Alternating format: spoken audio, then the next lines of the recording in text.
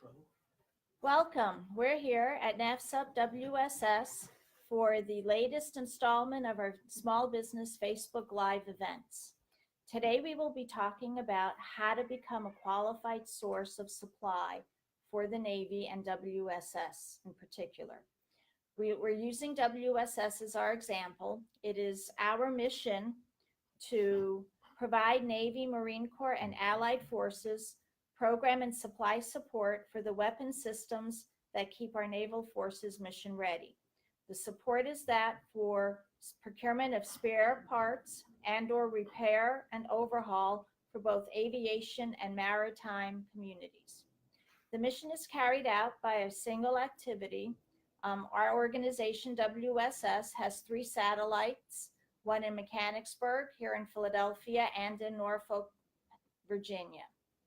What we buy is support for fixed and rotary wing aircraft, avionics, ground support equipment, aircraft launch recovery equipment, jet engine components, various ship and submarine components, valves, antennas, torpedo tube, shafts, etc. Any system on a ship or an aircraft is supported by WSS.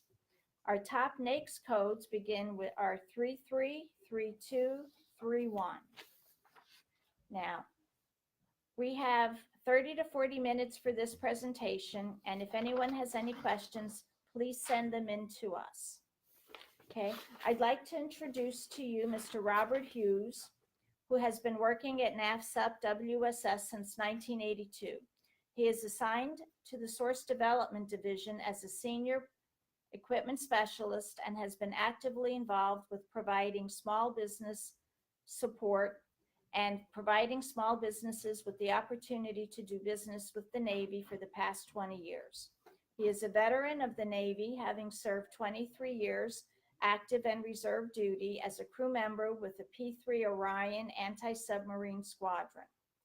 He has received numerous awards from the Office of Small Business Programs for his support of the Navy and Marine Corps warfighter, utilizing small businesses for both spares and repair support.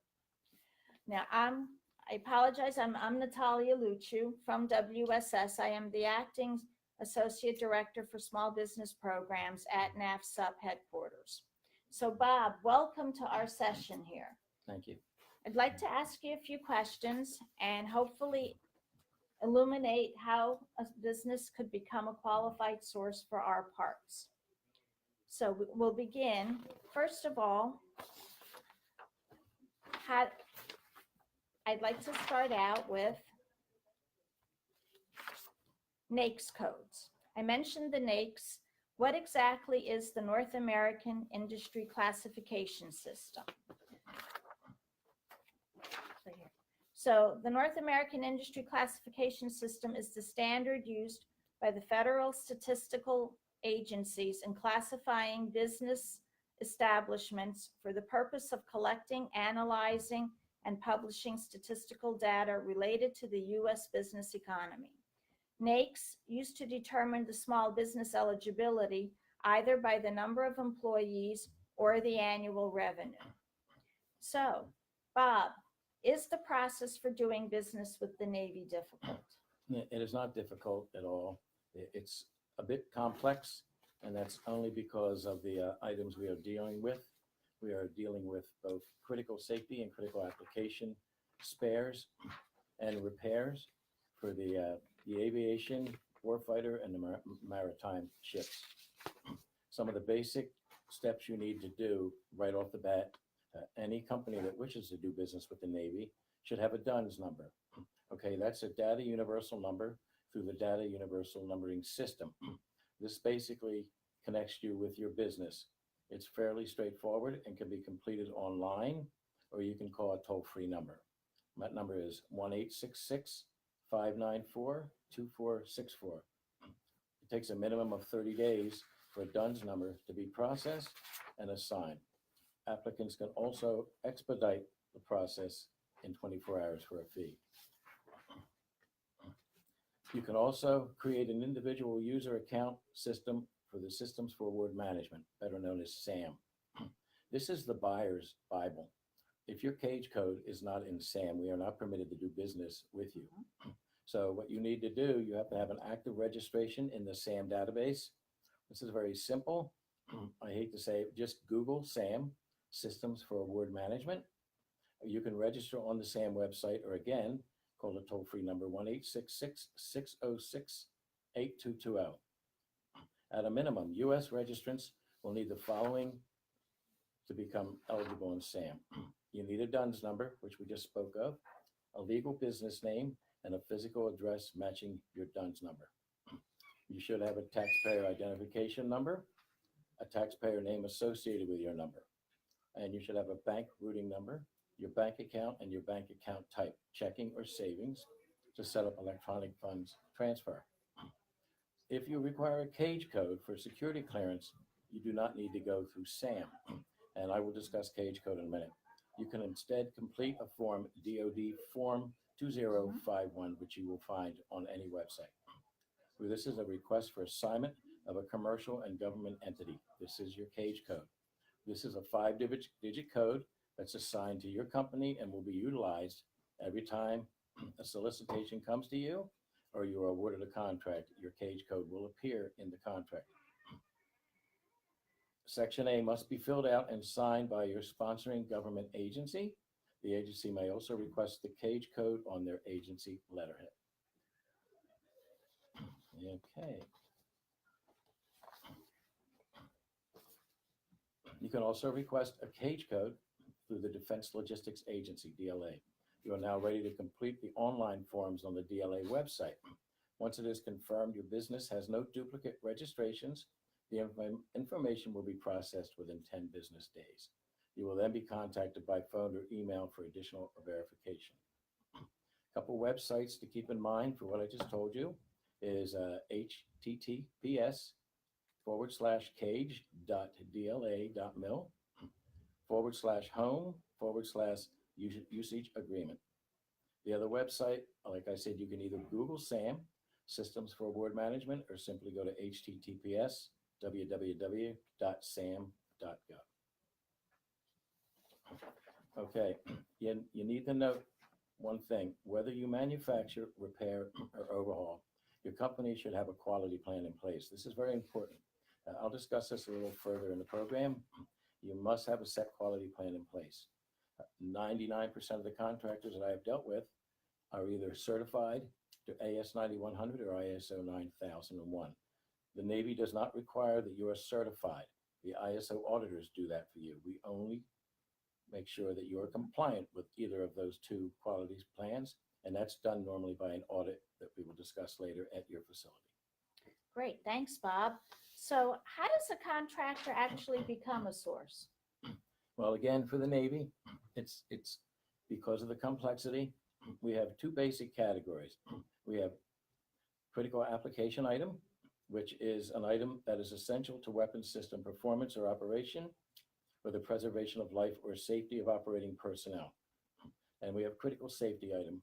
This part assembly, installation, launch equipment, recovery, or support for aircraft or aviation weapon system that contains a characteristic that any failure, malfunction, or absence which could cause catastrophic or critical failure. We have what's called a source approval request, a SAR. The Navy uses this process to evaluate your capabilities in order to become a vendor for either the CAI or CSI items. The critical application item source approval requests are reviewed here at Naval Supply Systems Command, Philadelphia, by our in-resident engineers, and the critical safety item source approval requests are reviewed by the cognizant basic design engineer at one of our 3 FRCs or at the North and Pax River, Maryland. Okay, the SAR package contains relevant technical data presented to us from a manufacturer seeking source approval. There are 2 types. You have a Category 1 source approval request. If you see an announcement in FedBizOps for an item that you currently manufacture for the prime, you would come to us with a Category 1 source approval request. And basically what this is all the data that you have used to manufacture and deliver that part to the prime. That includes drawings, specifications, all your process operation sheets, your inspection method sheets, any vendor data, including material certifications, non-destructive testing, fluorescent penetrant, shot peen, anything of that nature, all the certifications and paperwork it took you from the time of contract to the time that you packaged it. And I will go into further detail with that. A category 2 basically is you see an item that you wish to become an approved supplier on. You do not make that exact part, but you make a part very close to it. When I say very close, in the NAVSUP weapons system world in aviation, the similar item has to be in the same operating environment. It cannot be for a generator, it cannot be for a ship's part, it's got to be aircraft for aircraft. Okay, what we would need there is the drawings and everything I just mentioned for the part that you currently make and what you want to use as a similar item for the part that you wish to make. I will go into detail too as far as how you can get some of this data at a later time. As I mentioned, category 1 and category 2, the majority of the source approval requests are for a category 2, which is similar item. But once these companies get these approvals, we will start seeing more and more source approval requests for very like items in that airframe. We are right now looking at a lot of spares used in the F-18 landing gear, in the wing section, in the tail section, and the engine. It's a very popular item. It is one of the most widely used warfighters with the Navy right now, and we have a heavy support. We have many, many small businesses coming every day requesting source approval for that airframe. Okay, the key source approval data is the drawings. Very important that you obtain the drawings. I'll give you the number of a form that you can fill out to get those. But we would need all the drawings for the part that you wish to be approved for, any parts list, and any subassembly drawings. We would also need the drawings for the similar item if you're coming under what they call a category 2. We would need the top drawing parts list and all subassembly drawings for them. If any of those drawings, if any of that data has what we call a proprietary notice on it, we require a certification signed by an officer of your company indicating that you obtain that data legally. We can supply data to any contractor that asks for it on a 1 or 2 times basis. I do a source assault, but any drawings in the future, you would have to be able to get that on your own, and I will give you the process on doing that. We would need any specifications used for the testing or special processes. If you send any part out to a sub-vendor, very important, we get the certificates of compliance from that sub-vendor that they did indeed do that process and test in accordance with the specifications indicated. And we also require that these sub-vendors in most cases be what they call NADCAP. We used to just say prime approved vendors, but NADCAP is the new word, and anyone out there in that community knows what that means. That's basically an accreditation program where your company has been reviewed for the processes that you do, and then you're given a thumbs up. We need a copy of your QA manual, one time only, unless you revise it, and that would show us immediately what your compliance is to either AS or ISO. And we would need all your process op sheets. Very important to have that. These are the sheets that start out with inspection of material, right to special cutting, milling, turning, shot peen, from the start of the process to the very end to final inspection. And that would be recommended that you always send in your inspection method sheets as well. Okay? Shipping documents, very important. Many of our vendors come in with similarity items that they have manufactured for DLA or another government agency. What we would need there is, instead of a purchase order, it would be a contract, the complete contract. And with respect to government, it would not be a shipping document. It would be the wide area workflow form showing shipment.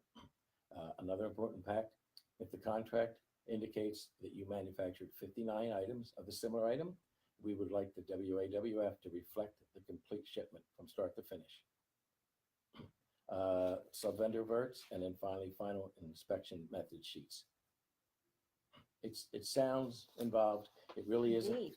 We have websites. We have public websites that somehow I'll try to get to you. Basically, it's www.navsup.navy.mil/public/. www.navsup.WSS business ops. You go into business ops, you will see our source approval brochure for spares for aviation, and you will also see our source approval request brochure for repairs for aviation. Okay, any questions yet? So what about a site survey? Okay, part of the process that we utilize for CSI items, we would like to come in and review your company's capabilities. We will send a team in of engineers, 1 or 2 engineers. We will send an equipment specialist like myself, and we will send 1 quality assurance specialist. We will break into teams, manufacturing and quality. We have questionnaires, about 45 questions. We send you ahead of time. There's no surprises. You provide that to us.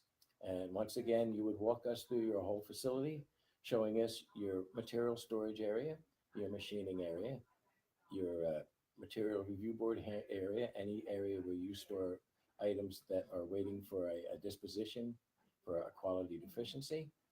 You would show us the complete process area, your inspection area, in most cases, your packaging. Our quality people will ask you questions directly related to quality assurance based on your compliance to either AS or ISO. There are no surprises. At the end of the 2 or 3 days, we will give you a full verbal report with a written report to follow and any recommendations. We never send a team in to criticize. We send a team to send in and give recommendations and observe. And Great. basically, that's it. Great, thanks, Bob. It's a great process. So how can I find a point of contact or what activity would buy my product? Well, again, you can go to the NAVSUP website, the Business Op website. That'll lead you. But as most contractors know, there's 3 big ones out there. FedBiz Ops, NECO, which is Navy Electronic Commerce Online, and the DLA Internet Bid Board System. Okay, on these sites, on the NAVSUP site, you will find NECO. You will find the SAR process for maritime, the SAR process for aviation, for both spares and repairs, a container solicitation language, and commercial item identification brochure, and our commodity list. Okay, Navy FedBiz Ops is your big one there. Also, be sure to go to the OSBP Facebook page, and in there, you will, in the YouTube page, to view the procurement ready video that's already been prepared. That's on an earlier section of the OSBP website. Okay, so where would I actually find information on government procurements or solicitations? Where would a contractor go to view those? Okay, the first big one is FedBiz Ops. That's Federal Business Opportunities. It's a single point of entry for any government procurement opportunity over 25,000. Okay, the procurement contracting officers are able to publicize business opportunities by posting information directly to this site. It should be noticed that any conferences, any outreaches, things of that nature are also posted on there.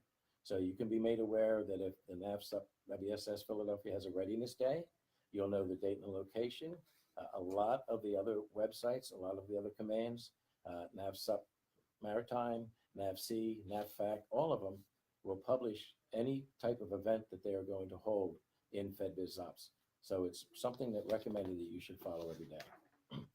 The DLA Internet Bid Board System, better known as DIBS, it's also web-based and it's strictly used by the DLA activities.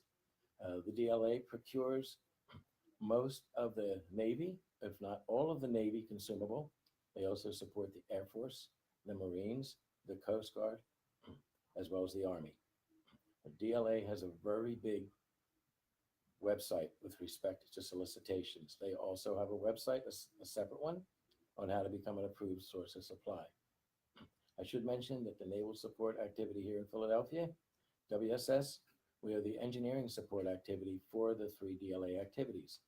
DLA is not permitted to procure any critical safety or critical application spare until they've come through us and our engineers to determine first if the source is approved and second if we have a good quality assurance plan in place.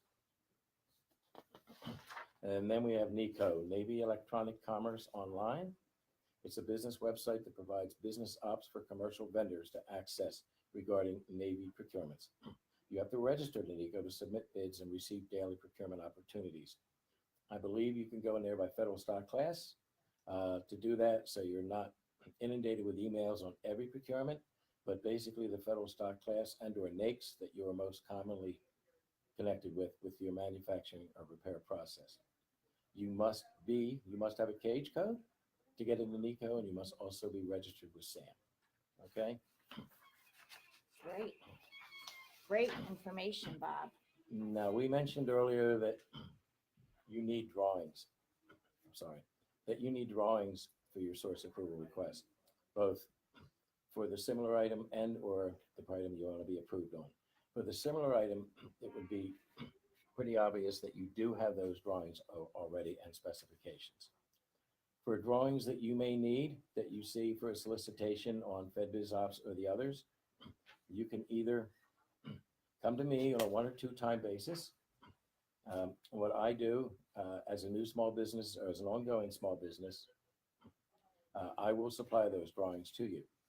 Before I do that, I got to make sure again that you have a cage, and also that you have what's called a form DD2345 form filled out. This is the form utilized for you to be able to obtain military critical data.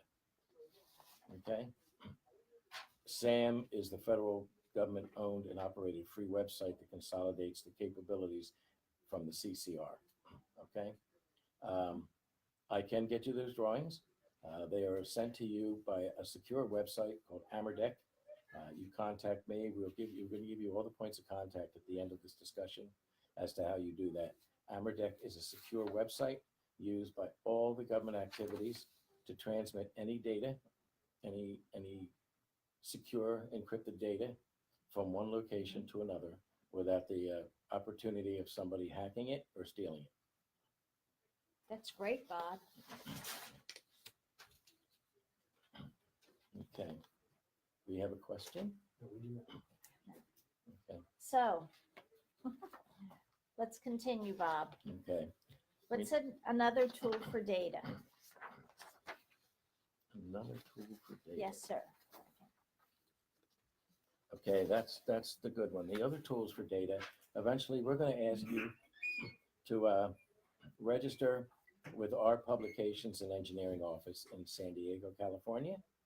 Okay, this is called NATEC, Naval Engineering Command. And what you would have to do, you would have to send an email to nanny_qualified contractor@navy.mil. And you would attach your DD2345. By doing this, they will send you drawings and or publications needed to send in a source approval request. In a lot of instances, you may already be an approved source of supply, and you may need the latest revision drawing, which is held in our Navy repository in San Diego. Okay? You can send this form to NATEC, or you can call them at 619-545-2722. Okay, let me see if I can go rogue here. Rogue. Let me ask you this. Upon approval, a solicitation and eventual award of a contract, what type of qualification of, say, a contractor's process or product can be expected? Okay, this is where the Navy becomes very strict in what they do. The Navy sets what they call up as a quality assurance plan. This is basically a first article inspection, first article test, a production lot test, and complete material review and inspection, and document review and inspection. What we will do in a lot of cases, we will either have a sample, once you've won an award, a first article sample, either sent to a fleet readiness center for complete dimensional material inspection. And in many cases, if we plan to do a site survey, we will plan a site survey at your facility. At the same time, we will perform a complete first article inspection of the product that you have been contracted to make. Once you have passed that first article, you will get a letter from the contracting officer saying, proceed with the manufacturer of the contract. At that point, we will request what's called a production lot test inspection. The DCMA will at any given time pick out random samples from your lots, hold them aside, and either a team from this office and engineering will go and inspect that, or in many cases, we will delegate the DCMA, which is Defense Contract Management Administration, to witness the dimensional inspection, document inspection, and send the results to our buyer. We have found this to save 90 days lead time in inspection and dollars, a lot of dollars in the parts going to an FR Fleet Readiness Center for review. That's excellent, Bob. Moving kind of fast here. Okay. Now, that was the first article inspection, and that's an excellent tool. Right, Do we do any other inspections? right. We do the production lot inspection, which I said is by sample size. Keeping one thing in mind, that if your contract is for multiple items or a large amount of one item, say 1,000, you want to keep your lots small. We don't tell you what size your lot is, but a production lot inspection, a sample is pulled from one lot, a sample from each lot. If your lot is 100 pieces and your production lot sample fails, the whole lot fails, because that sample is representative of the lot. We would then require probably a 100% inspection of at least 10 to 20 more. And until that's done, production would be held up. I see. You should note that once your first article is inspected and found acceptable, the complete process, your paperwork, your material source, your manufacturing process, your inspection process, and your packaging process is considered what they call frozen. You are not permitted at all to deviate from that process without prior written approval from the engineering activity. Oh, This is very important in the event that you lose one of your sub-vendors, your material source runs out of material, or you have found actually a better way to manufacture the part. You are required by the FAR to fill out the Form 1694 for request for variance and submit that through your DCMA. interesting. So, just as a hypothetical, say I'm a contractor and I see something advertised in FBO, I read a synopsis. Yes. What do I do then? I think I can make the product. I think I could be a contractor for WSS or the Navy. Who do I contact? Well, the law says if you want to become an approved source of supply and there's already a live buy out there, you should contact the contracting officer, the PCO. If you want to send a source approval request, it's always best that you send it to the buyer. It's not always necessary, but if you want to send it to NAVSUP WSS, you need to contact the buyer and tell them what you've done. And by all means, quote, depending on the complexity of the item, if it's CAI, if you're the first company to come in competitive, if it's only been bought sole source from the prime, quote a price. I don't look at your price, the buyer does, but I will make every effort to get that package approved as soon as possible, especially if it's a critical application item. We can also flag it for our people in the FRC and tell them that this is a competitive procurement and it is a small business. We would like you to move on this as fast as possible. Right. So the contracting officer, the procurement contracting officers, we call the PCO, would be listed on that synopsis as a point of contact or on that solicitation That's correct. with a phone number and an email so that the person can be easily contacted. And it should be noted that since NAVSUP is the engineering and support activity for DLA, if you see the solicitation in DIBS, it's managed by DLA.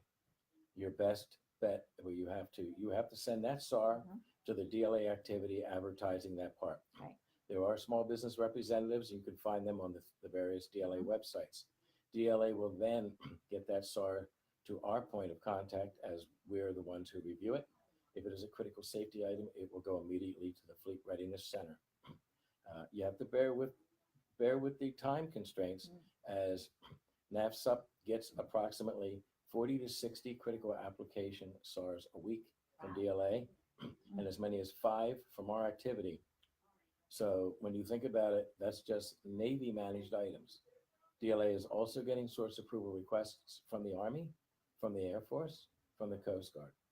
So their hands are full. Yeah, that's quite a lot of workload there. So in effect, if I submit a source approval package, would I be able to expect a 10-day turnaround time or a 30-day? How long do you think the process would take? Again, if it's set right, let's put it that way. If you're first time, And I am the small business technical advisor. I always request to look at these. If it's Mhm. something that we can turn around, we can turn it around in as little as 30 days, Wow. but the normal time frame is 90 days. Mhm. And that again is only because of workload. Right. We only review Navy items, but we have other commodities as well. I mean, we're doing site surveys. We're doing events. We're on the road a lot. I'm on the road at least 1 week a month. DLA will send that to us and we will turn it around as quickly as we can. We will also impose the quality assurance requirements needed Mm. for that item. Right. And you should expect fairly stringent quality Mhm. assurance requirements, first articles, and production lot test to ensure that the part that you're manufacturing the first time is pure and perfect. That's great, Bob. Good information. And we should remember that this is an involved process, and because of the criticality and safety of the parts, we do have to be very thorough and do our due diligence in our reviews. Right. And you mentioned events. I just wanted to mention that there are outreach events at which we're at, and we do speak with a lot of contractors, and we do provide a lot of good information at these outreach events. And that's something that everyone should be looking for. They're usually advertised on the Navy Small Business website or on the MyNavSup website or even in FedBizOps. So those are great events. And I do have a PowerPoint that I use at most of my events. And basically the one page is, don't be intimidated by the process. Right. We don't mention companies here, but NAVSUP Weapons System Support Mhm. has supported the warfighter from tip to tail. We have alternate sourced, and these are all with small businesses. Mhm. Tailhook assemblies, radome assemblies, the canopies, the glass for the V-22, multiple engine spares, both critical safety and critical application. All of these parts in the last 20, 25 years have been manufactured by small businesses. And because of the way we do business and the stringent QA requirements, it's nice to say that the Navy to date has not had a catastrophic failure on any aircraft because we have bought a faultily manufactured spare or had a bad repair. That's great. That's quite a testament to the thoroughness of our staff here, and to you, Bob. That is great. Um, can you think of anything else that our viewers might be interested in about becoming a qualified source? Well, we have different divisions here. It doesn't all come to me. I'm the senior equipment specialist. I work directly with Natalia on small business issues. But we have an engine branch for propulsion, T700 engine, T64, T58, F404, all the engines. We have an airframes, rotary wing, and fixed wing. It supports all the airframes, plus all the rotary wing, all the helicopters, the H-60, the H-53. And we have an avionics department, which is in a world of their own. The electronics world, we're facing a lot of obsolescence. We're facing a lot of parts where we can't get spares. We keep our avionics people very busy. We have a ground support section, and we have an aircraft launch and recovery equipment section. We are having difficulty right now finding a lot of sources for aircraft launch and recovery equipment. If you get with me after this, you send me an email, I'll tell you what's involved with that. And when I say aircraft launch and recovery equipment, it's all the spares that are used on the carriers to either launch the aircraft or to recover the aircraft. We are responsible for providing sources for that as well. Yes, and we also deal with the maritime community in supporting the ships, the submarines, the carriers. So we do have quite a varied, I guess, product line, if you will. Right. Any last words of wisdom for our viewers? Again, just don't be intimidated. Please contact us. We will advertise our email address if you want to write this down. You've been talking to Natalia Luciu. Mm-hmm. Got that right? Yes, you did. Area code 215-697-2806. Natalia, Natalia .LUCIW @navy.mil. And I'd like to add Annette Stevenson. She's in Mechanicsburg. She's our maritime expert. And it's Annette.Stevenson, STEVENSON @navy.mil. And she can be reached at 717-605-6625. And of course, you have myself. It's Robert.W.Hughes, Hughes, at Navy.mil, 215-697-5994. We're still waiting for questions. We see none. I'm afraid that once we stop, we're going to get inundated. I'm trying to think of what else we could help you with. I know we went through this rather quickly, but this is our bread and butter. We would be glad to talk to you in length. If you want to come and see us, you let us know that. Just make sure that if you are indeed a foreign national, that takes a little more doing. Other than that, if you want to come to our facility, basically all you need is a driver's license, and we will meet you. Many times we will come to your facility to meet you. We'd like to see you at some upcoming events. There's none advertised at this time. Something else to remember, I just thought of, we also support foreign military sales. The Navy provides all our foreign military with some of our legacy aircraft, and as such, we're required to support them as well. Yes, now, if anybody does have any questions and you think of them later, or if there's something you'd like us to expound upon, just as Bob mentioned, please do not hesitate to call or email us. We will answer your questions as best we can, as quickly as we can. You can send them in now. We'll end this live video shortly. If you can think of any questions, we will respond to you by email or by way of this chat line. Absolutely. Thank you, Bob, for joining us today. You're We welcome. really appreciated a lot of good information for our viewers.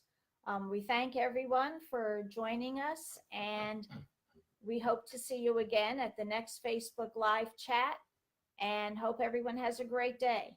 Thank you, and happy, I don't know, Wednesday. happy Wednesday, I guess, or happy Small Business Day. Thank you.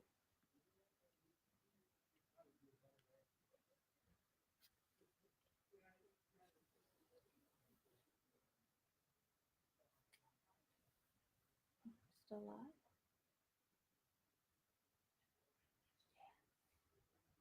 Press that.